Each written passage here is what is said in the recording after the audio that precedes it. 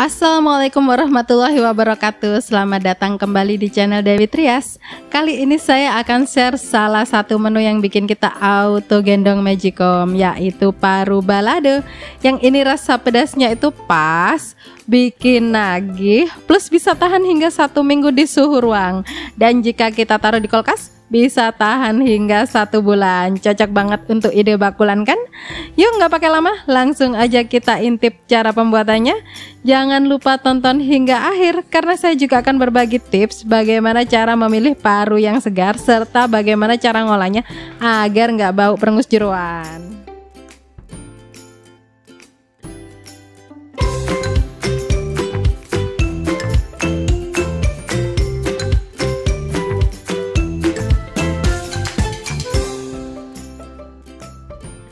Bahan-bahan yang dibutuhkan adalah di sini ada 1/4 kg paru sapi. Nah, jika teman-teman beli paru sapi yang udah rebusan kayak gini, pilih yang tengahnya masih berwarna kemerahan kayak gini.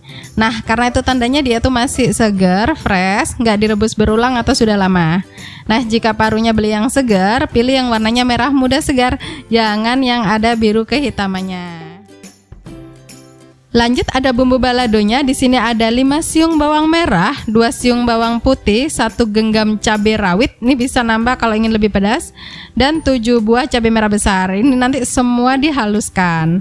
Lanjut ada bumbu cemplungnya. Di sini ada 1 batang serai. Ini saya kasih 2 karena ukurannya kecil-kecil ya. 2 ruas jahe, 2 ruas lengkuas, 2 lembar daun salam, 3 lembar daun jeruk. Nah, ini ada setengah bagian gula merah dan 1 sendok teh asam jawa yang nanti dilarutkan dengan air. Lanjut bumbu ukepannya. Di sini ada 2 siung bawang putih, 3 butir kemiri, 1 sendok makan ketumbar yang sudah disangrai dan 2 lembar daun jeruk. Oke, langsung ke langkah pembuatannya. Pertama kita rebus paru dengan rempah-rempah dulu. Tujuannya untuk ngilangin bau perengus jeroannya. Gimana caranya? Yang pertama, panaskan sekitar 1,5 liter air tanpa menunggu mendidih. Ini kita langsung masukkan 3 ruas jahe, 2 lembar daun jeruk, 1 lembar daun salam. Nih udah kering tapi nggak masalah teman-teman, masih bisa bermanfaat. Lalu ada setengah buah bunga lawang. Nih bunga lawangnya juga udah protol, nggak masalah juga. Ini yang bentuknya kayak bintang itu ya. Lanjut ada 1 butir kapulaga.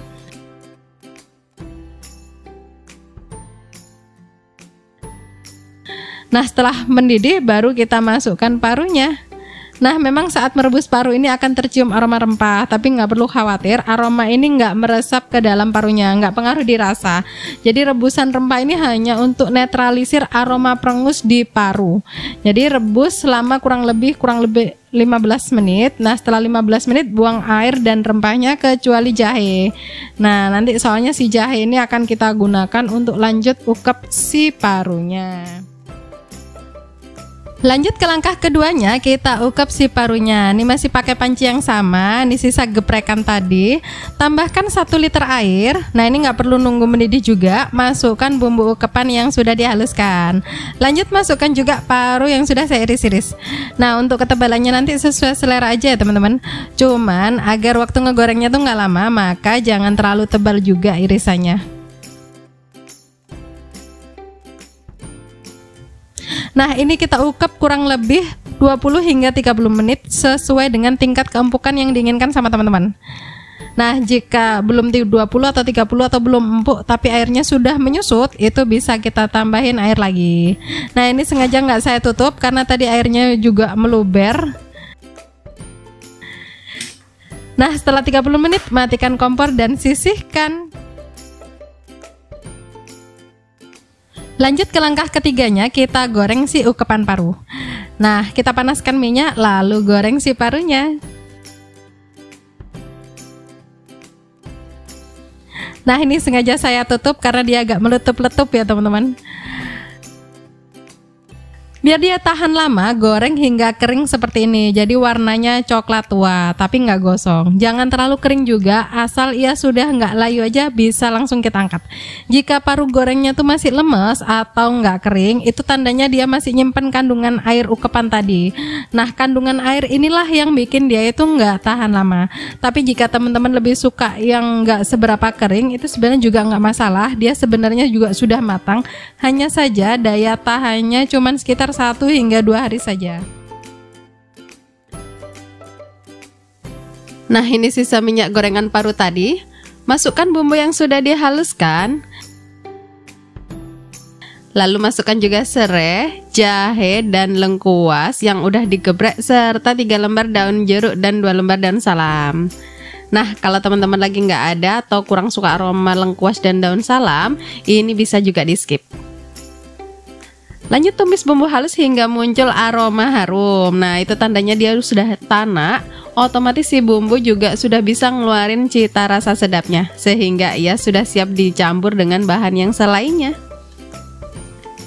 Nah, kalau sudah muncul aroma harum, lanjut kita masukkan gula merah yang sudah disisir.